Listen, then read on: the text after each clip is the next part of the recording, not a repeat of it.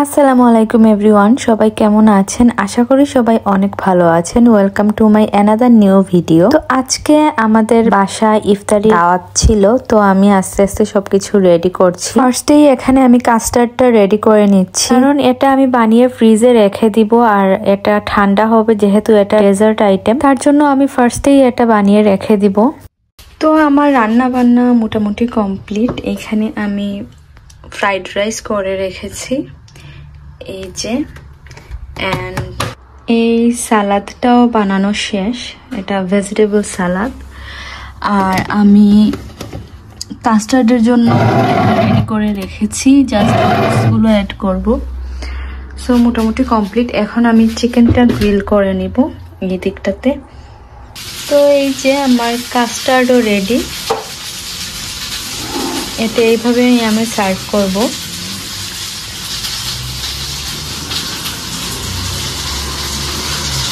দেন এখানে আমি এগ স্যান্ডউইচও বানিয়ে নিলাম, কারণ যেহেতু তারা জার্মান, তো তারা মানে কোন ধরনের খাবারের টেস্ট তাদের পছন্দ হবে সেটা আমি আসলে বুঝতে পারছিলাম না, তাই এখানে আমি স্যান্ডউইচও একটা অপশন হিসাবে রেখেছি। আর এই যে আমার চিকেনও গ্রিল করা ডান।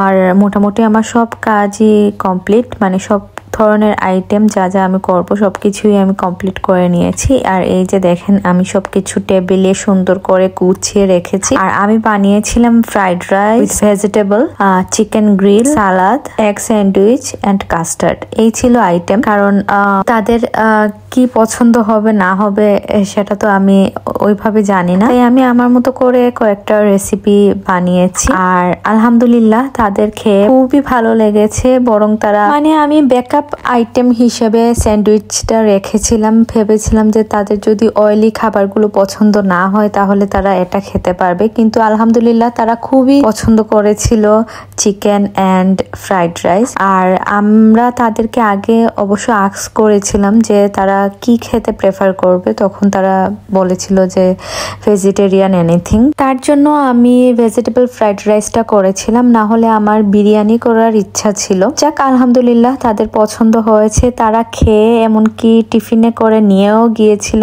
এতটা তারা রেসিপি গুলো লাইক করেছিল। তো এটাই আমার শান্তি, আসলে তাদের ভালো লেগেছে।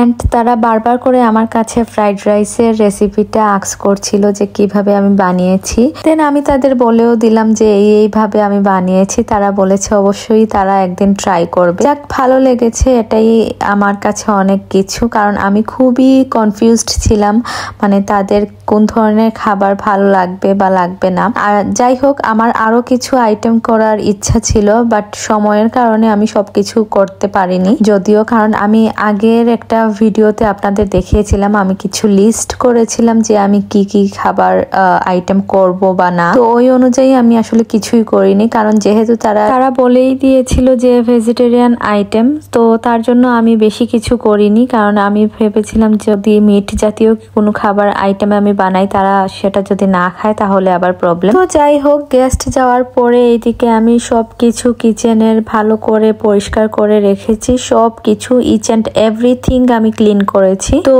আমার পরের দিনও আরো একটা ইফতারের দাওয়াত ছিল আমাদের বাসায়, তো ওইটার প্রিপারেশন নিচ্ছিলাম আস্তে আস্তে। মানে পরের দিনে আমাদের কিছু বাংলাদেশি কিছু মানুষের দাওয়াত ছিল বাসায়, তো তার জন্য এখানে আমি ফার্স্টে ডেজার্ট হিসেবে আমি দই রেখেছিলাম, মিষ্টি দই। তো এই দইটাই এখানে আমি বসিয়েছি। যদি কারোর এই দই রেসিপিটা লাগে অবশ্যই আমাকে এই ভিডিওর কমেন্টে জানাবেন, আমি অবশ্যই আপনাদের এই রেসিপিটা দেওয়ার ট্রাই করব। তো এখানে আমি দেখতেই পাচ্ছেন কিভাবে দইটা বসিয়েছি। এটা আমি একদম লো হিটে সারা রাতের জন্য এভাবে রেখে দিব। আর বাকি আইটেমের জন্য আমি আস্তে আস্তে করে সবকিছু রেডি করে রাখছিলাম, কারণ এখানে সবকিছু নিজেকেই করতে হয়। তো আস্তে আস্তে করে সবকিছু রেডি করছিলাম। আর হ্যাঁ, আমার বড় আমাকে অনেক সাহায্য করেছিল। ক্লিনিং এর বেশিরভাগ দায়িত্বটা ওই নেয়। তো এই যে দেখেন, পরের দিন উঠে আমি দইটা বের করেছি চুলা থেকে, আর আমি আপনাদের এখন খুলে দেখাবো।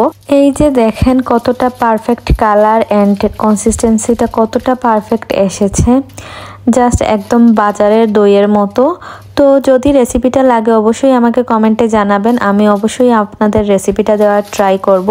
আর এখানে ছোট একটা বাটিতে বাড়তি কিছু ছিল, তাই আমি অপর একটা বাটিতেও 2টা বাটিতে আমি বসিয়েছিলাম। তো কতটা পারফেক্ট হয়েছে সেটা আপনারা দেখেই বুঝতে পারছেন। আর খেতেও আলহামদুলিল্লাহ অনেক ভালো হয়েছিল। তো যাই হোক, এদিকে আমি ভাজা পোড়ার জন্য এখানে ফুলকপি দেন বেগুন সবকিছু পিস পিস করে কেটে রেখেছি।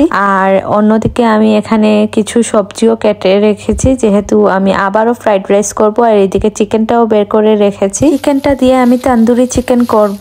তো এখানে তান্দুরি চিকেনের জন্য আমি সবকিছু একসাথে মিক্সড করে নিয়েছি। এখানে টক দই, বাকি সব ধরনের গুঁড়া মশলা, সস এন্ড এভরিথিং আমি খুব ভালো করে মিক্সড করে 30 মিনিটের মতো রেখে দিব। আর এইদিকে এটা হচ্ছে মোমো এর ভেতরের স্টাফিংটা আমি রেডি করছি। সব রান্না বান্না শেষে আমি টেবিলটাও গুছিয়ে নিলাম। এখানে আমি সব আইটেম এনে রেখেছি, আর কিছু আইটেম আমার কিচেনে ছিল। আর এই যে দেখেন দইটা কাটার পরে কিভাবে দেখতে হয়েছে, খুবই ভালো হয়েছিল। দইটা একদম পারফেক্ট একটা দই ছিল, সবাই খেয়ে খুবই প্রশংসা করেছিল। আসলে কষ্ট করে রান্না করার পর মানুষ খেয়ে যখন তৃপ্তি পায়, তখন আসলে ওইটার চেয়ে বেশি আনন্দ বোধ হয় আর কিছুতেই হয় না।